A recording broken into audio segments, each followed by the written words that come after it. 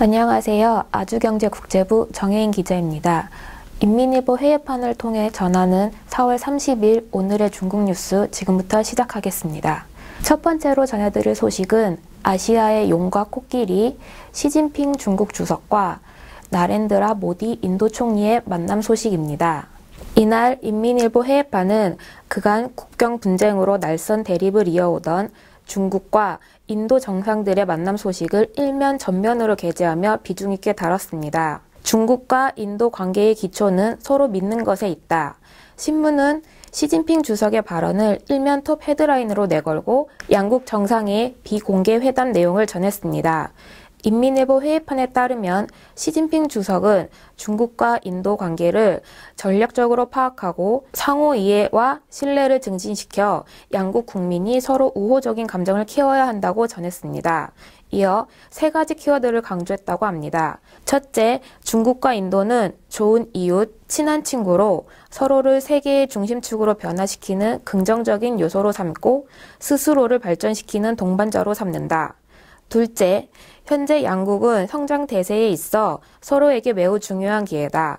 셋째, 양측은 상대방 국가의 의도를 존중하고 적극적이고 개방적인 외교 정책을 추구해 긍정적인 자세로 서로의 마음을 정확히 분석해야 한다. 즉, 양국이 서로의 이해관계를 바탕으로 성숙한 방식으로 분쟁을 해결하고 영내 국제 이슈에서의 협력을 강화하기로 약속한 것입니다.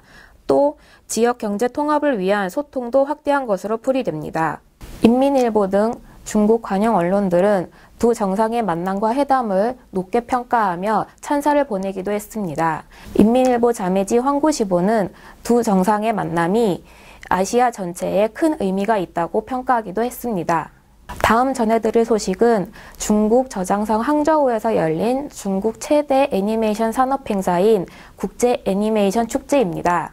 인민일보 회예판은 3면 포토뉴스로 29일 항저우 중베이 창의 지역에서 열린 제14회 중국 국제 애니메이션 축제 퍼레이드 소식을 전했습니다.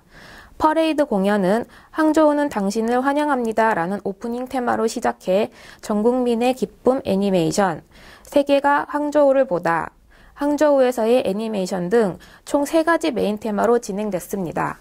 또 대형 애니메이션 퍼레이드카 4대를 포함해 100개의 애니메이션 동호회와 세계 각지에서 온 700여 명의 배우들이 퍼레이드 공연을 펼쳤습니다.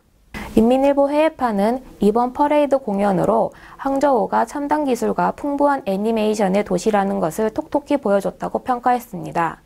한편 이번 축제에서 한국관 개관이 2년 만에 허용됐습니다. 이로 인해 한류 콘텐츠에 대한 중국의 제한이 해제된 것이 아니냐는 관측이 조심스럽게 나오기도 했습니다. 마지막 소식입니다. 인민일보 회예판은 3면 톱 기사를 통해 중국 통화 정책에 대한 내용을 다뤘습니다.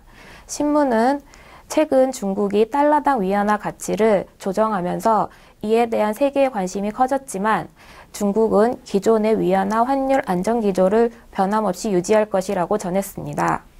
신문은 중국 거시경제 안정이 유지되고 미시적 주체의 활력도 높아졌으며 통화 정책의 안정성도 높아지고 있다고 언급했습니다. 또 이로 인해 경제 성장 내생적 동력과 질적 효과가 높아지고 있다고 분석했습니다. 중국 제품의 경쟁력이 높아지고 세계 경제의 통합이 심화됨에 따라 위안화 국제화가 급물살 타고 있고 최근 미중 간 무역 갈등으로 위안화 가치 하락이 언급되고 있지만 중국은 위안화 절하로 수출 우위를 추구할 필요가 없다고 설명했습니다. 이에 따라 위안화 환율은 합리적 구간 내에서 양방향 변동의 기조가 변하지 않을 것이라고 강조했습니다.